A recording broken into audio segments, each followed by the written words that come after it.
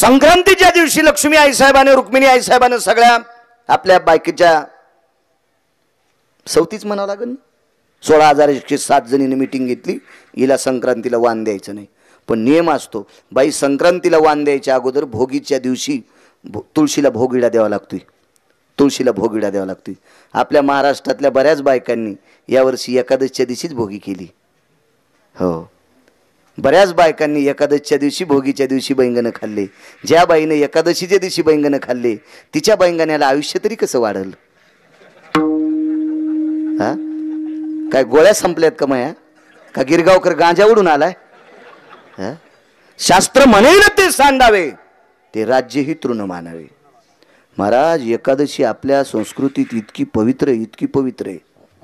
हे बा भोगविडा द्यावा लागतो. तुळशीच्या पानाशिव भोगविडा देता येत नाही. हे बा बायका भोगविड्या देतात. मी काय बाई नाही, पण मला वाचवायचा नाद आहे. तुम्ही म्हणताल तुला इतकं कसं काय माहीत? मी शास्त्र वाचून सांगतो. मी 6 श्लोकाचं ऐकून सांगतो, त्याच्यानंतर सगळं वाचूनच सांगतो. बाकी कोणाचंही ऐकून सांगणार नाही महाराज. वाचिल्याशिवाय कधीच नाही बोलणार. हो, नागिनीचं पाणी इतकं पवित्र आहे. ते तोरणाला लावलं तर शुभ, कलशाला लावलं तर शुभ. पूजेमध्ये नागिनीचं पान टाकायचं, त्याच्यावर तांदूळ ठेवायचे, वरी सुपारी ठेवली. गणानंतु अंगणपदे गवामहेंगवप्रिया येन गिरिजा सुदे सकल स्थित एकदंता विघ्नहर देवाया सर्वस्थितो. गणपतीचं अधिष्ठान झाले. पण हे नागिनीचं पान एकादशीच्या दिवशी इतकं अपवित्र. अशुद्ध विटाळशीचे खळ आणि विडा भक्षिता.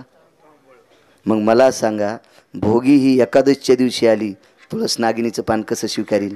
आणि नागिनीच्या पानाशिव भोगविडा देता येत नाही. ज्या बाईने एकादशीच्या दिवशी भोगी केली तिची भोगी नदीला गेली. हो, याच्यानंतर जर मी मरल किंवा जित्ता असल, पण ज्या ज्या बाईनं ऐकिले, जिच्या कपाळावर कुंकू आहे, जर याच्यानंतर कधी एकादशीच्या दिवशी भोगी आली तर तुम्हाला गिरगावच्या बाळूची शपथ आहे, त्या दिवशी भोगी करू नका. कारण महिनाभर कधी पण भोगीने एकादश करता येते. एकादशी इतकी पवित्र असते. काही गोष्टी संगानं दूषित होत असतात. आपण देवाला स्नान घालतो ते तांब्याचं पात्र अत्यंत पवित्र आहे. देवाला स्नान घालण्यासाठी तांब्याचं पात्र लागते दुकानदार. गाईचं गोमूत्र किती पवित्र आहे, पण गाईचं गोमूत्र आणि तांब्याचं पात्र एकत्रित आलं की अशुद्ध झालं. संघाची ताकद असती. हो, म्हणून नागिनीचं पान पवित्र आहे, पण एकादशीच्या दिवशी अपवित्र आहे. म्हणून भोगीच्या दिवशी लक्ष्मी आई साहेबाने भोगविडा दिला. तुळस भोगविडा स्वीकारित नव्हती. मग 4 लोकांच्या पत्न्या बोलिल्या. त्याच्यापैकी एकीचं नाव सांगतो. द्रोणाचार्यांची धर्मपत्नी, तिचं नाव होतं कृपी माता. हो, या कृपी मातेला आमंत्रित केलं आणि सांगितलं, आई साहेब तुळस भोगविडा स्वीकारित नाही. तर कृपी मातेनं सांगितलं, लक्ष्मी कोणीतरी एखाद्या व्यक्तीचा तुम्ही अनादर केलाय. तिनं सांगितलं, सरळ सरळ आम्ही अनादर केलाय जामवंतीचा. तर ज्या कृपी नावाच्या मातेनं द्रोणाचार्याच्या पत्नीनं अश्वत्थाम्याच्या आईनं सांगितलं, या जामवंतीला जगाच्या मालकाने आपलंसं केलंय. या जामवंतीचा जगाच्या मालकाने अंगीकार केलाय. तो आम्ही आता इथं तिरस्कार करू नका. ज्या दिवशी तुम्ही जामवंतीलाच विडा देताल, भोगविडा देताल, त्या दिवशी तुळस तुमचा भोगविडा स्वीकारील. दृष्टांत संपला. विश्वाच्या मालकानं स्वीकार केलेल्या जामवंतीच्या विरोधात जगाची मालकीन गेली. तिला सुद्धा तोंडावर पडल्यासारखं झालं. महाराज, या जामवंतीचं चरित्र श्रीमद भागवतात आलं का? पंढरपुरातल्या मालकानं तिचा स्वीकार केला. जगातल्या प्रत्येक विद्वान व्यक्तीला तिला मानावंच लागतंय. जामवंतीचं चरित्र भागवतात सांगावंच लागतंय आणि तिचं नाव घेऊन तिच्या नावाचा गजर करावाच लागतो. ही ताकद कशाची आहे? अंगीकार केला नारायण, अंगीकार जाता केला नारायणे, अंगीकार जाता केला नारायणे,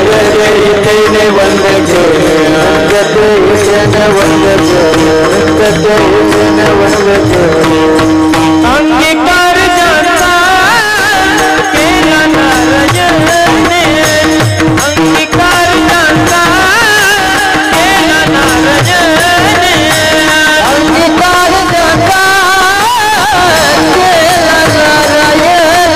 अंगीकार जाता केला नारायणे, अंगीकार जाता केला नारायणे.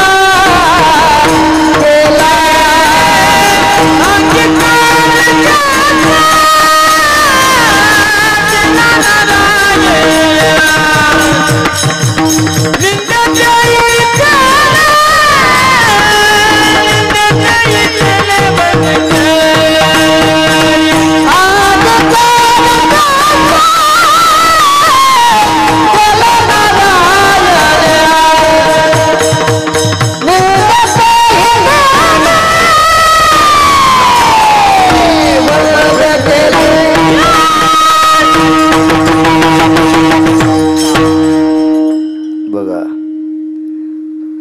जगाच्या मालकानं अस्वलीन सुद्धा पत्नी केली, तिचा विश्वाला स्वीकार करावा लागला. विश्वाला देवानं आपलंसं केलं की निंदे तेही तेने वंदे केली.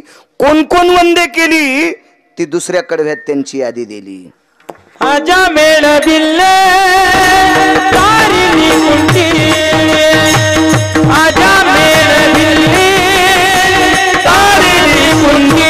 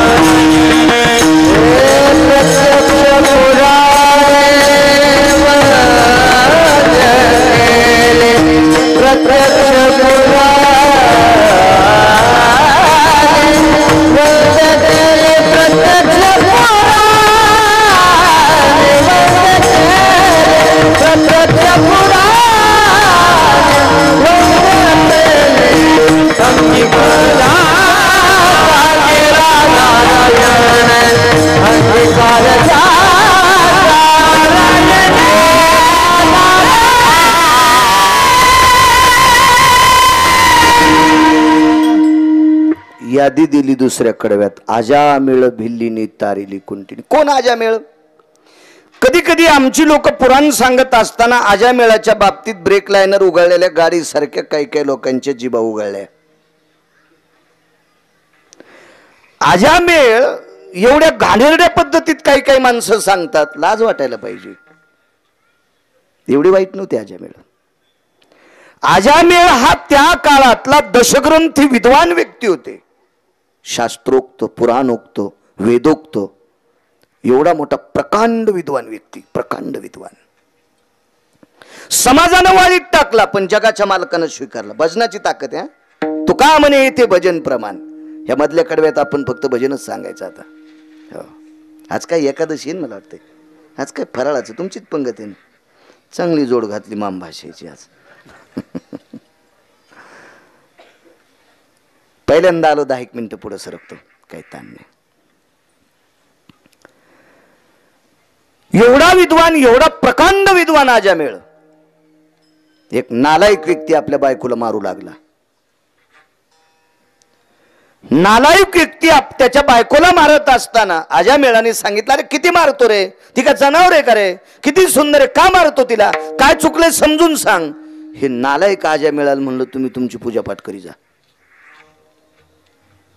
आणि नियम आहे तुम्हाला एक सांगू का, हे बघ, कपडे किती, माणूस किती शहाणा असू द्या, किती हुशार असू द्या, आणि किती कपडे चांगले असू द्या, भरलेल्या डुकराजवळ जायचं नाही.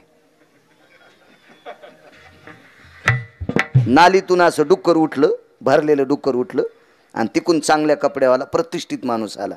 ते म्हणला, मी माझ्या रस्त्यानंच चलन. तसं नाही रावसाहेब, तू लांबून चल, नाही तर डुक्कर तुला शेपूट हाणतं पाय.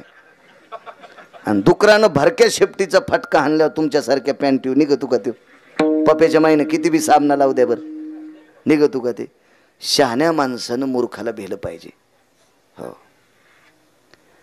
आजामेळासारख्या व्यक्तीनं वाटेल ते प्रयत्न केला, पण ते नालायक ऐकत नव्हतं. शेवटी आजामेळाच्या लक्षात आले, आपल्या पलीकडचं दुखणे हे काही नीट होत नाही.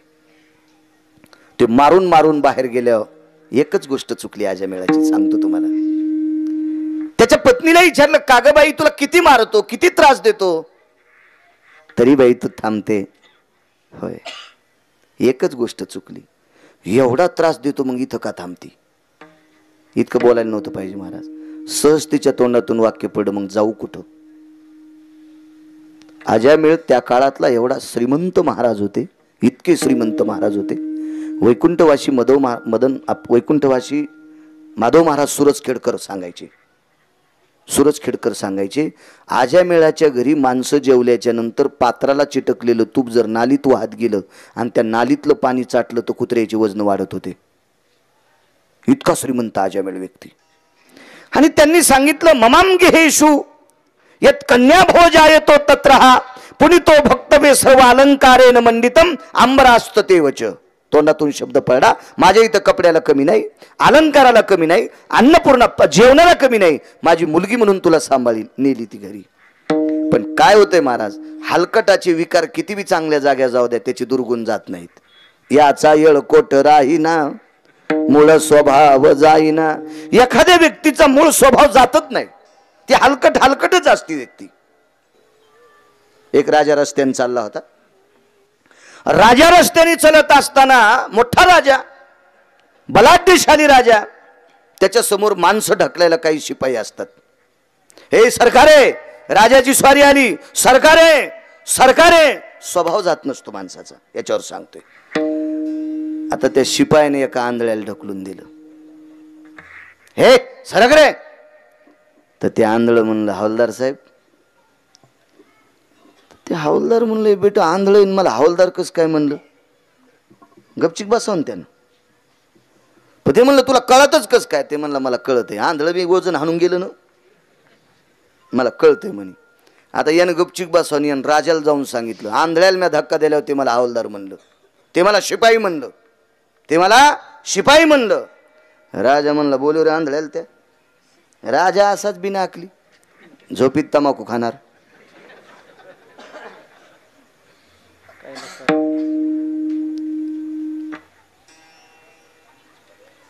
बोलून घेतलं. का रे म्हणे, तू त्याला डोळे नसताना कस काय शिपाई म्हणला? म्हणला, राजे साहेब कळते मला. ते म्हणलं, जाऊ दे, जिथे टेकन तिथे टेकन, कळते म्हणलं. बर बर बर, तुला काही कळतं का? काही कळतं म्हणला. हे तरी उपगलो म्हणला, हे बंदुकीने हानीन गिरीन मोक्ष तरी भेटन, जाऊ द्या, कशाला ताण घ्यायचा, इतिहासात नाव येईन आपलं, राजान मारलं म्हणून. राजाने त्याला टोपलं भर मोती आणले. सांग खरे आहेत का खोटे? त्यानं हातात घेतले. म्हणला, खोटाडा मोती येत म्हणलाय. मोती कशाचे खरे येत? राजा म्हणला, का आंधळ हुशार आहे रे. स्वभाव सांगतो, स्वभाव. कस काय मोती कळाले? जाऊ दे म्हणजे. सांग बरं म्हणला, तुला महिन्याला 1 रुपया. आमच्या मंडळीचा वंश कोणता आहे? ते म्हणला, मला तशी कशी कळन? पाणी आणायला लावा तुमच्या मंडळीला. एका ट्रेमध्ये पाण्याचा ग्लास आणि त्या ट्रेमध्ये पुन्हा दुधाचा ग्लास राणीसाहेब घेऊन आल्या. दूध पिलं, पाणी पिलं. नंतर म्हणला, राजेसाहेब रागता येणार नाही ना? नाही म्हणले, तुमच्या मंडळी नृत्य करणाऱ्याच्या कुळातल्या आहेत. नृत्य करणार. राजा म्हणला, तू तरच पडी. ह्या बा, तुम्हाला मी आधीच म्हणलं होतं तुम्हाला राग येऊ देऊ नका. त्या आतमध्ये गेला आणि बायकून म्हणलं, होय रे कस काय? ती म्हणली, माझी आजी महाराष्ट्रात 1 नंबरची नृत्य सम्राट होती. अरे अप्पा. राजा म्हणला, आगाऊ धंदा, तुला महिन्याला 2 रुपये. आमचे आजोबा कोण होते सांगतो का? म्हणला, बस स्टँडला 1 नंबरचा भीक माग आहे तुमचा आजोबा. काय बोलो तू? म्हणला, अरे ज्याचा नातू भीक मागतो, ज्याचा आजा भीक मागतो, त्याचा नातू राजा होत असतो का? तुमचा बाप जिता आहे विचारा म्हणले. बापाकडे गेलो म्हणला, दादा काय मिळू आता तुमच्या वडिलाचा? बाबा 1 रुपया बस स्टँडला भीक मागत होते रे, आणि मला मोठं केलं. अरे बाप रे म्हणला आंधळो. आपलं कुळ सांगितलं, त्याला जवळ बोलून घेतलं. तुला त्या शिपायाला न दिसता शिपाई कस काय म्हणला? म्हणला, कलेक्टर जर रस्त्यानं आला असता आणि आंधळ दिसला असतं तर कलेक्टरनं दंडाला धरला असतं. म्हणला असता, दादा एका कडीनं चला. हे धके देते ते शिपाईच. त्याचा स्वभाव कुठे जात असतो का? मोती खोटे तुला कस काय कळाले? म्हणला, मी एका श्रीमंत राजाला एके दिवशी आंघोळ घालायला गेलतो. त्याच्या गळ्यात मोत्याची माळ होती आणि तवाच हाताला मोत्याचा स्पर्श झालता. असे जड नसतीत मोती दगडासारखे गारकुंडीवाणी. अनुमान प्रमाण लक्षात घेतलं. मग आमची मंडळी नृत्यांगणीची नाते तुला कसं काय कळालं? म्हणला कुलवान घराण्यातली बाई पाणी घेऊन येत असताना पाय वाजित नाही, तुमची छुनछुन करीत आली, छुनछुन करीतच गेली. ठीक आहे, माझा आजा भिकारी होता, तुला कसं काय कळालं? म्हणला राजे साहेब, एवढं हुशार आंधळ भेटल्यावर त्याला जिल्हा परिषदचा सदस्य करायला पाहिजे होतं तुम्ही त्याला 1-1 रुपया द्याले. याच्याहून तुमचं कळालं की तुमचा आजा बी भिकच मागत होता. आणि तुम्ही याला बी टाळ्याच वाजवायले. विठाला विठाला विठाला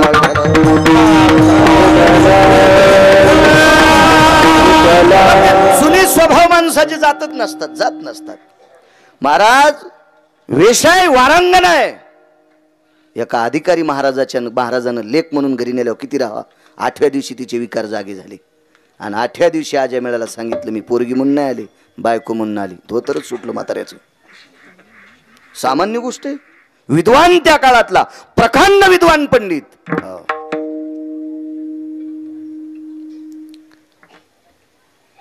फार काय झालं, तो 2-4 शिव्या दिल्या असत्या. टवळींची कुठली, मूर्ख कुठली, नालायक कुठली, जिनं रुमण्यानं मार खाल्ला तिला ह्या फुलासारख्या शिया काय करतात? पाठ फुटुस्तर मार खाल्ला ना त्या भरक्याचा. आणि ही टवळींची मूर्ख नालायक ह्या शिव्या म्हणजे काय, तिला अशी फुलं पडल्यानेच वाटत. ते म्हणले तसं काही बोल नका. हो घराच्या बाहेर जाते म्हणी, पण अख्ख्या तालुक्यात सांगते माझ्याशी संग केला. आजा मेळ पुराणात वंदे केला याच्यावर सांगतोय. नाईलाजानी संग झाला. एका पाठोपाठ आपत्ती झाली, बाई निघून गेल्या. कालांतराने वय थकलेल्या वयाच्या टप्प्यात एक साधू भेटले. विकळ अवस्था आपली प्रतिपादित केली. सांगितलं काय करावं, काय नाही म्हणले, पोराचं नाव नारायण ठेवा. पुत्राची आमिषे नारायण खोकी, अनाथाच्या नाथे घातला विमाने.